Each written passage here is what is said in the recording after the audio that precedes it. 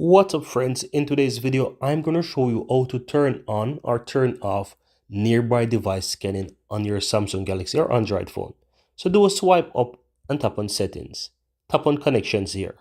Scroll all the way down to where you find more connection settings, tap on that. At the top there, you will find nearby device scanning. Now, if it's on, you will see it on. If it's off, you can simply toggle it off. Now, once it is on, guys, you can tap on it to get more information to see what this feature is. So your phone will basically scan for nearby devices once your Bluetooth is turned off, and it will allow you to connect to them. So once you don't have your Bluetooth turned on, you will realize that your phone is starting to scan for nearby devices. Now I'm going to show you. I'm going to turn off mine, and what's going to happen is that the phone is going to start to scan for nearby devices. And this is basically how it works. So if a phone is nearby and we want to allow you to scan, you need to turn off the Bluetooth first. And that's what's going to happen. It's going to try to scan for nearby devices. But that's all there is to it, guys. Very easy and very simple. You can easily turn this off once you're ready again. And that's all there is to it.